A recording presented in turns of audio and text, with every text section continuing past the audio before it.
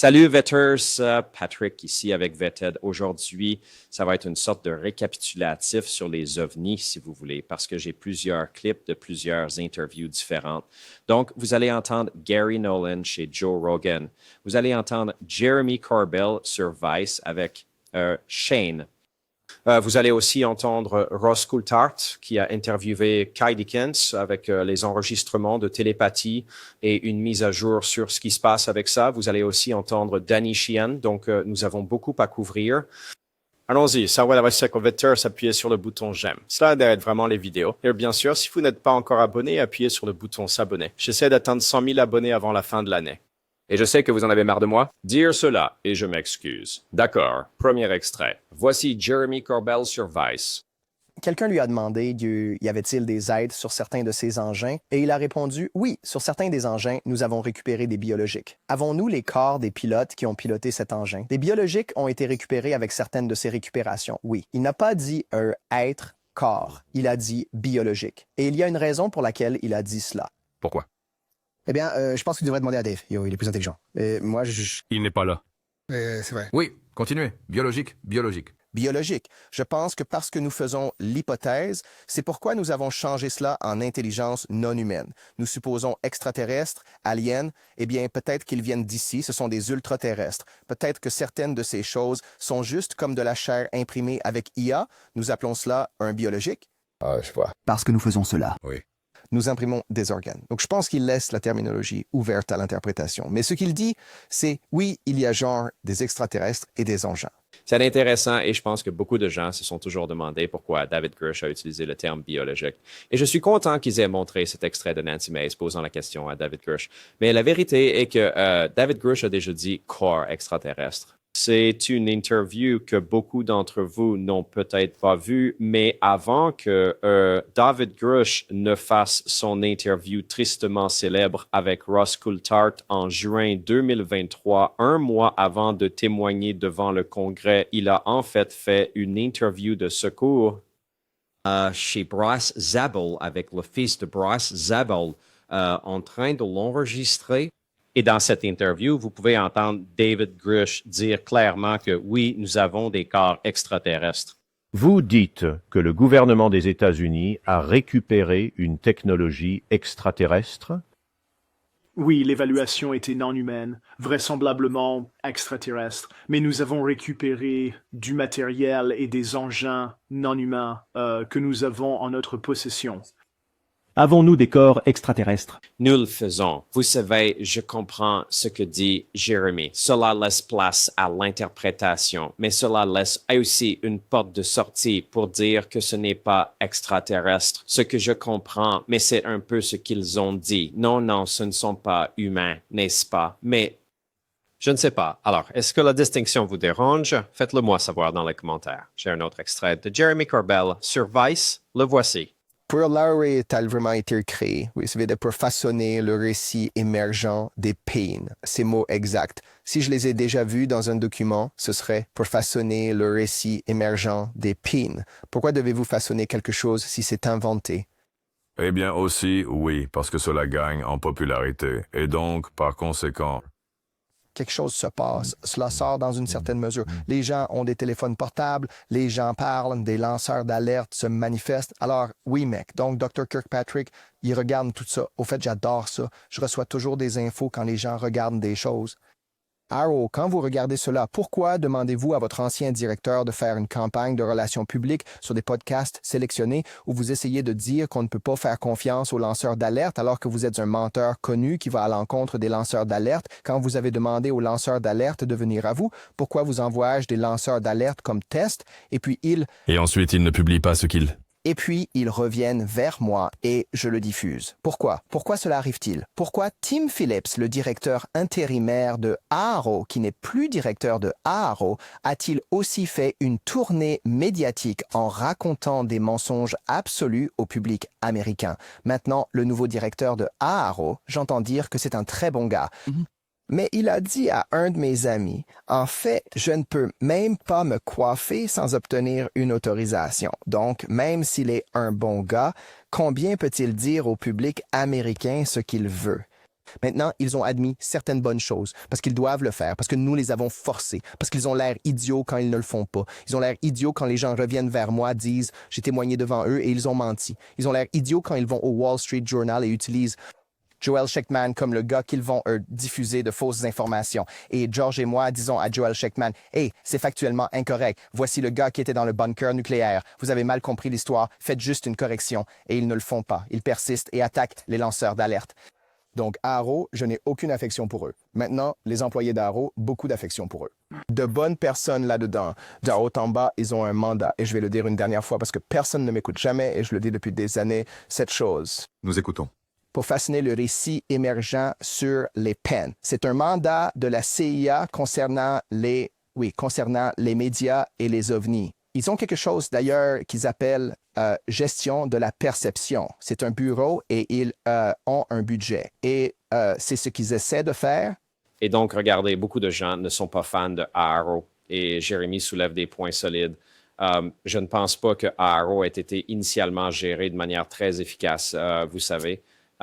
Mais en même temps, est-ce un bureau dont nous avons besoin? Je veux dire, avant qu'Arrow ne soit officiellement lancé, tout le monde dans la communauté OVNI les vantait, n'est-ce pas? Il faisait l'éloge de Arrow. Donc, c'est seulement quand Arrow a commencé à dire des choses avec lesquelles une grande partie de la communauté OVNI n'était pas d'accord que maintenant Arrow était cette organisation horrible. Mais je dois admettre que même à travers mes recherches et en faisant l'émission, j'ai vu beaucoup de cas où Arrow n'était pas très transparent et a certainement mal géré beaucoup de témoignages de témoins. Pas d'une manière que je pense aurait été appropriée. Je veux dire, il y avait des cas où des gens étaient au téléphone pour donner leur témoignage et la façon dont le système téléphonique était configuré, c'était tout déréglé. Les gens pouvaient s'entendre parler. N'est-ce pas? Vous pouviez entendre quelqu'un d'autre donner son témoignage pendant que vous attendiez le vôtre. Genre, c'est quoi ce bordel? Ces conversations sont censées être privées. Vous voyez ce que je veux dire? Donc, ici, ils ne prenaient clairement pas cela au sérieux et je peux comprendre la résistance à cela. Mais comme le dit Jérémy, ce nouveau directeur, Kozlowski, je crois que c'est son nom, les gens sont enthousiastes à son sujet, mais il a dit à James Fox, c'est de qui Jérémy parle quand il dit « mon ami ». Il parle de James Fox. James Fox a dit qu'il a été informé par John Kozlowski que, oui, il ne peut même pas se coiffer sans demander au département de la Défense. Bon, passons au prochain extrait. Voici Gary Nolan qui est apparu chez Joe Rogan hier et voici Gary parlant un peu des momies de Nazca. Tu regardes, tu te dis, oh allez, d'accord, qui n'a jamais vécu? Vous savez, c'est... Ensuite, vas-y, il est en position fétale. Ensuite, il y a ceux en position fétale, les grands. Oui. Et au début, vous savez, je suis toujours ouvert à avoir tort. Au début, je pensais, oh, eh bien, à cause des petits, ceux-là ne sont probablement pas réels. Mais ensuite, les IRM ont commencé à sortir. Oui, les IRM du corps entier, et là, la ligature et la construction osseuse et le doigt. Et puis peut-être, surtout, je pense, de façon extraordinaire, les empreintes digitales sur eux étant clairement non humaines. Donc, c'est intéressant.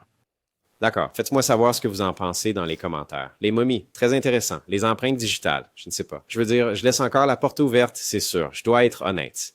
D'accord. Ce prochain extrait de Gary sur Joe Rogan, c'est lui qui parle de Skywatcher. Et honnêtement, Joe ne peut pas vraiment comprendre toute cette histoire de sifflet à chien et la façon dont il laisse ça, c'est un peu comme... Même Gary est comme, je ne sais pas, vous savez. Cela semblait très inhabituel, pour être honnête avec vous, mais nous en parlerons sur le chemin du retour. Vous connaissez probablement le groupe Skywatcher. Ouais, j'en ai entendu parler. Et Jake... N'ont-ils pas simplement arrêté les opérations? Quelque chose s'est-il passé? Non, c'est étrange parce que les gens disaient « Ah, nous avons arrêté ». Non, en fait, il avait été déterminé dès le début que nous allions aller de janvier jusqu'à juillet ou août et collecter des données. Et maintenant, nous sommes dans la phase de « d'accord, que signifient les données » où nous passons littéralement en revue les données, examinons les fichiers de données et essayons de... nous sommes... Comme je l'ai dit auparavant, nous filtrons les données. Nous recherchons les erreurs évidentes. Etc. Donc, non, elles n'ont pas arrêté. Oui, il y avait quelque chose sur Twitter à propos de l'équipement. J'oublie. Non, alors, James Fowler, un des gars qui a apporté beaucoup de son équipement et de sa technologie chez nous, a décidé qu'il voulait essentiellement partir et travailler dans une capacité de DOD plutôt que dans la capacité de recherche, mais il nous conseille toujours. J'étais juste en appel téléphonique et un appel Zoom avec lui la semaine dernière en train de passer en revue les fichiers de données. Alors, expliquez ce truc de Skywatcher aux gens parce que ça a l'air insensé. Eh bien, l'idée derrière cela est qu'il pourrait y avoir le moyen d'envoyer un signal et de faire apparaître des choses. D'accord. Et James Fowler a affirmé qu'il avait une telle chose. J'étais à l'un des événements où quelque chose est apparu. C'était très transitoire, momentané, mais vous savez, indiscutable. Mais c'est juste comme... À quoi cela ressemble-t-il? C'était juste une boule argentée se déplaçant rapidement à travers plusieurs images d'une vidéo qui n'était pas assez rapide, franchement, pour la capter. Nous l'avons juste vue bouger. Elle est allée par là, et puis là... Et encore, même pas le voir aller là. Ce qui est bien sûr un problème. Voit-il parfois des choses à l'œil nu? Un gars l'a fait, oui. Un gars. Oh, je veux dire, Est-ce que ces choses varient dans leur apparence? je souhaite avoir mon... je n'avais pas mon téléphone ici, mais nous avons une photo de l'un d'eux à côté d'un hélicoptère à environ 200 pieds de distance. Et c'est juste une sorte de tache blanche floue contre un ciel bleu. Mais c'était là, vous savez, et ce n'est pas un nuage, et ce n'est pas un ballon. Vous savez, ce n'est pas discernable comme quelque chose d'évident, mais c'était là, et cela s'est produit lors de l'un de ces événements au milieu du désert. Et donc, vous savez, l'idée derrière Skywatcher est de voir s'il y a des moyens de les faire apparaître, et si oui, de manière reproductible, et ensuite d'avoir le bon type de capacité multicapteur simultanée pour les mesurer, c'est-à-dire radar, infrarouge, visuel.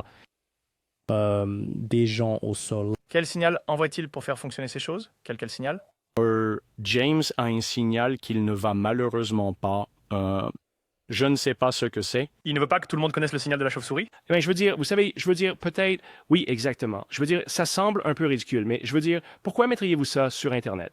Ce qui est intéressant, c'est que Gary mentionne Skywatcher à la toute fin de l'interview. Et une chose qui était plutôt intéressante à propos de l'interview, c'est que Gary ne mentionne pas son voyage à un prétendu site de crash d'OVNI avec Diana Pasulka et Tim Taylor, alias Tyler D. Il n'en parle même pas. C'est plutôt intéressant. Tu es allé sur un prétendu site de crash d'OVNI et tu n'en parles pas en discutant des OVNI et des extraterrestres. Ne serait-ce pas la première chose dont tu parlerais? Mais No One a dit à... Et là, ne serait-il pas excitant? Je ne sais pas. Je suppose que Gary a été impliqué dans tellement de choses que cela n'est tout simplement pas venu. Et pour être juste, dans beaucoup de ces conversations, parfois, on n'a tout simplement pas l'occasion de parler de tout. Et vraiment, la première moitié était juste Gary parlant de son travail sur la recherche contre le cancer et tout cela, ce qui est absolument louable. Et Gary est, c'est une superstar dans ce domaine. Soyons réalistes, n'est-ce pas? Il mérite le respect qu'il a gagné avec la recherche sur le cancer qu'il a faite. C'est vrai, oubliez les extraterrestres, les ovnis. Gary mérite une énorme tape dans le dos pour ce qu'il a fait. Je pense que tout le monde dans le monde a quelqu'un dans sa famille qui a été touché par le cancer. Donc, avoir quelqu'un comme Gary qui consacre sa vie, chapeau, respect, beaucoup de respect. Maintenant, le truc de Skywatcher.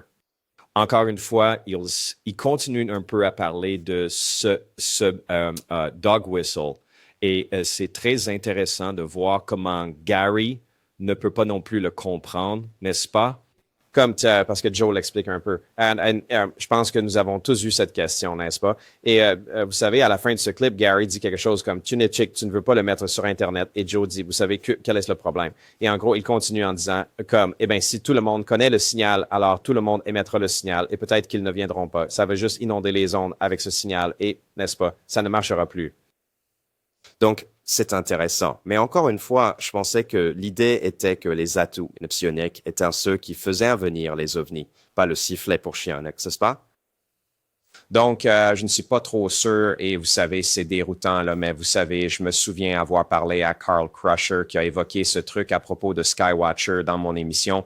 Et lors du live stream, il a dit que le sifflet pour chien était plus pour aider les atouts psioniques qu'autre chose. Pas les ovnis, n'est-ce pas? C'était plus pour aider les atouts psioniques. Et quelque chose qui a été révélé dans ce clip de Skywatcher que je n'avais jamais entendu auparavant à propos de Skywatcher de Gary Nolan. Il dit que James Fowler prétendait avoir un moyen, un signal pour les faire venir, et donc ils ont commencé avec ça. Mais, je n'avais jamais entendu ça avant que James Fowler est venu en disant « Hey, j'ai un moyen de faire sortir ces choses, n'est-ce pas? » Donc, ils en profitent un peu. Et oui, je suppose que ce serait intéressant si James Fowler utilise cet équipement maintenant pour faire autre chose. Qu'est-ce que Skywatcher va faire? Je comprends qu'il passe en revue les données et tout ça en ce moment, mais quelle est la prochaine étape? Donc, j'essaie encore de comprendre comment ces atouts à Psionic s'intègrent. Maintenant, passons à un extrait de Russ Coulthart de News Nation qui a interviewé Kai Dickens et un neuroscientifique qui travaille avec Kai sur un documentaire sur les enregistrements de télépathie. Et ils ont aussi une deuxième saison de leur podcast qui sort. Donc, ils donnent quelques détails sur une partie du travail qu'ils ont fait et à quoi s'attendre dans leur documentaire à venir. Et donc, Kai, sans révéler les détails, êtes-vous en mesure de dire de manière définitive que vous pensez pouvoir prouver que les enfants autistes non-verbaux, les personnes ont la capacité de faire ce que nous appelons la télépathie? Oui, oui. Sans aucun doute. Je veux dire, sans équivoque, oui. En fait, comme quand vous le demandiez, je pouvais sentir mes yeux se remplir de larmes parce que ça a été un tel voyage. Comme une véritable justification pour ces familles. Et ils ont été doutés et doutés et doutés. Et c'est ça, c'est comme quand, vous savez, les gens ont essayé de le démolir. C'est comme s'ils regardaient ces petits tests, ils oublient toutes les choses qui se passent dans les foyers de ces individus. Et les mères savent, les pères savent, les enseignants savent. Comme quand vous êtes connecté à quelqu'un, les gens ne sont pas stupides, n'est-ce pas? Donc, c'est comme vous savez ce qui se passe sous votre propre toit et vous êtes manipulé et manipulé et manipulé. Et oui, je veux dire, la semaine dernière était incroyable et je pense que même dans ma propre équipe de tournage, comme le producteur était là, mais certains de nos assistants et les monteurs et tout ça n'étaient pas là. Vous savez, toutes ces personnes n'étaient pas là et comme nous avons essayé de leur expliquer ce qui s'est passé. Et c'est juste tellement incroyablement clair de quoi cet individu est capable, au point que je suis partie en pensant, les tests que nous faisons sont presque tellement en dessous d'eux, ils sont capables de tellement plus. Et nous devons maintenant nous tourner pour essayer de rencontrer et amplifier leur individualité. Les rencontrer là où ils en sont, les intégrer dans la société au lieu de les tester à l'infini. Et neuroscientifique, Dr. Julia Mossbridge, puis-je vous demander formellement, d'après ce que vous avez vu, d'après ce que vous avez observé dans ce test qui a été réalisé, un essai contrôlé, randomisé avec des enfants autistes non-verbaux, des personnes, que croyez-vous à propos de la télépathie à la suite de ce que vous avez vu?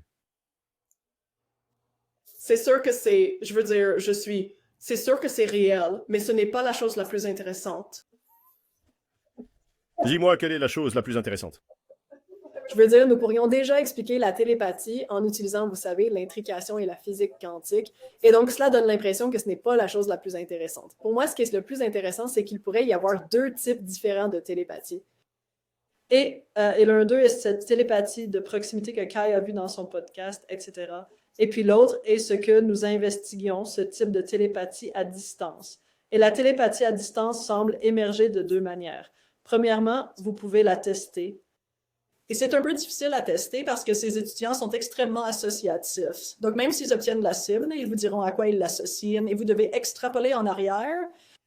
Vous avez à ce qu'était la cible. Mais vous pouvez le faire. Mathématiques, mais eux, c'est aussi, ils sont activés par le besoin.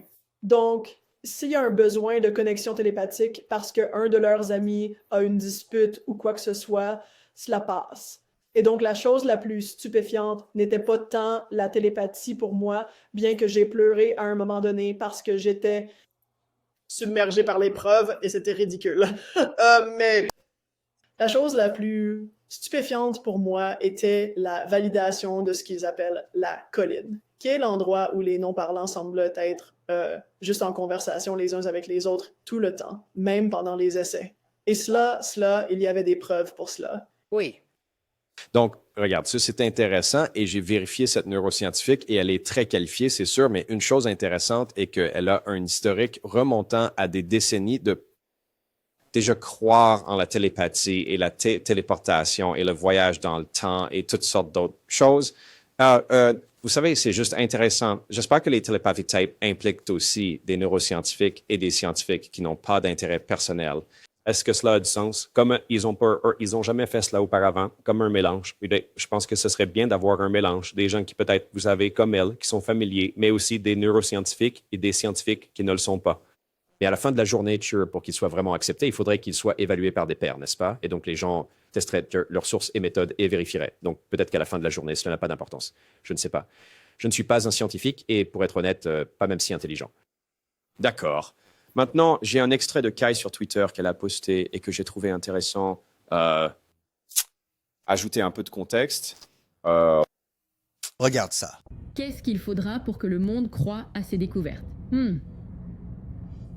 Vous savez, je ne sais pas. Et c'est une chose à laquelle j'ai beaucoup pensé dernièrement et je sais que j'en ai parlé avec de nombreuses familles, des enseignants et des personnes faisant partie du projet, du film, du podcast et de toutes les extensions qui en découlent. C'est que, vous savez, on pourrait vraiment travailler dur pour essayer de convaincre chaque sceptique de croire en la télépathie. Et est-ce que c'est le but ou est-ce le but d'écouter les parents, les personnes qui vivent cela chaque jour? Vous savez, je pense que pour beaucoup, ce sont les parents, les frères et sœurs, les enseignants, les partenaires de régulation de la communication, les ergothérapeutes, les orthophonistes. Il y a tellement de personnes qui ont vécu cela et en ont été témoins. Et pour eux tous, ils ne se soucient pas de l'orientation vers la preuve. Recherche. Ils savent que cela se produit. Ils croient profondément que cela se produit. Et la question est pourquoi et qu'est-ce que cela signifie et que faisons-nous à partir de là et qu'est-ce que c'est? Est-ce de la télépathie? Est-ce un partage de conscience? Est-ce capter un signal ensemble venant d'ailleurs? Est-ce une preuve de l'âme? Je pense que c'est là que se trouve cette communauté. Ce sont les questions qu'ils posent et ce sont les questions que je pose. Donc, c'est comme si je devais faire 20 pas en arrière pour amener quelqu'un à croire en cela. Et comme si la seule façon de les faire croire était qu'ils soient dans 2 pièces séparées derrière une cloison. Et comme nous avions ce genre de choses dans le film, vous savez, nous avons des cloisons et des bandeaux sur les yeux et tout ça. Mais à un certain moment, les gens qui ne veulent pas croire ne croiront pas.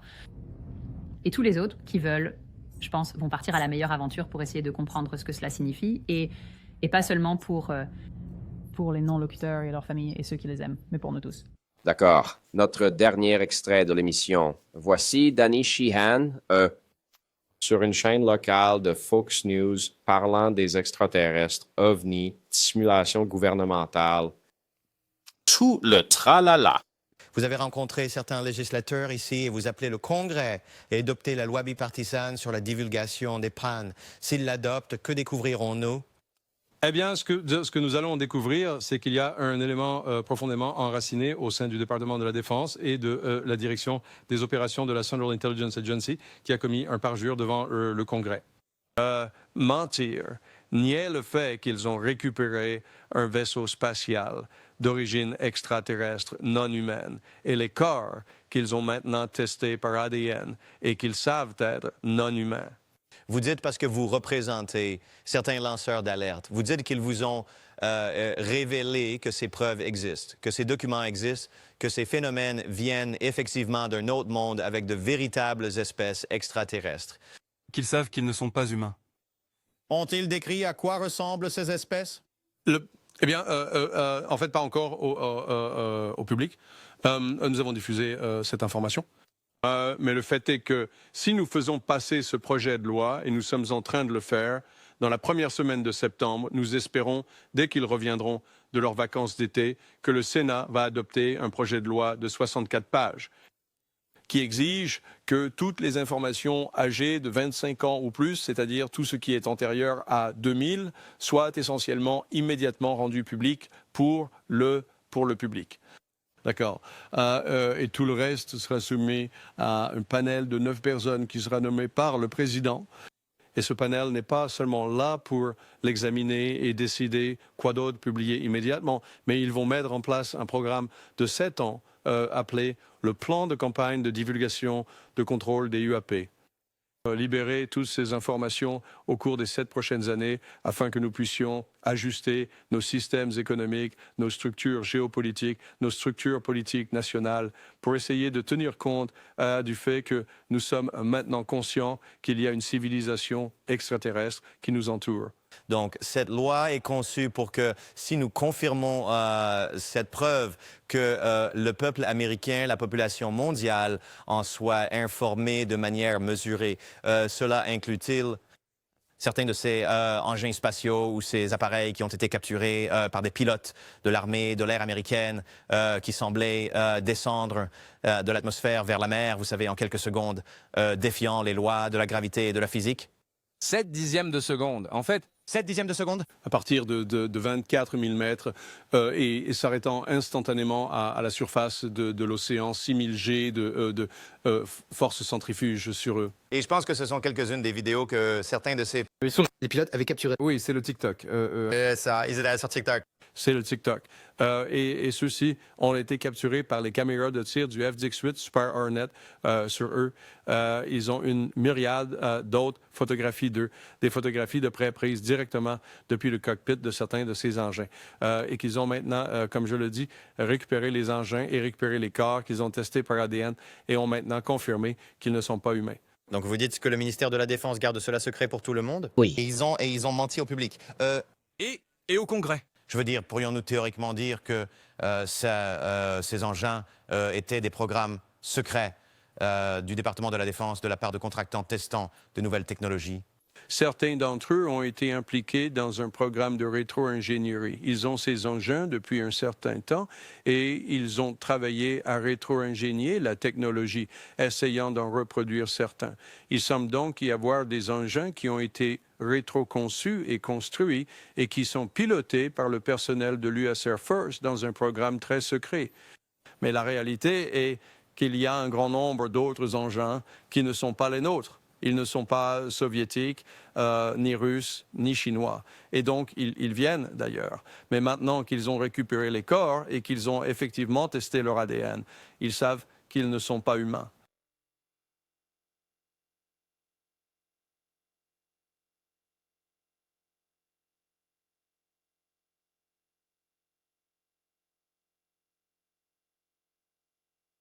D'accord, vétéran. Que pensez-vous de ce que Danny a dit? Faites-le moi savoir dans les commentaires. D'accord, vétéran. Je mettrai des liens dans la description pour tout. Je recommande vivement de regarder l'interview complète avec Jeremy Corbell, Gary Nolan et les enregistrements de télépathie. Je veux être honnête avec vous. L'interview de Gary Nolan était vraiment bonne et celle de Jeremy Corbell aussi, pour être honnête, avec Vice et Shane. C'était vraiment une bonne émission, donc un grand bravo à Jeremy. Un vraiment bon spectacle. Et l'interview de Gary Nolan chez Rogan était génial. Je dois être honnête. J'étais complètement diverti. J'ai écouté tout le truc. Et vous savez, c'est difficile à faire. Alors, de toute façon, d'accord tout le monde, on se voit dans la prochaine vidéo. Rappelez-vous, chaque jour est un cadeau. Paix.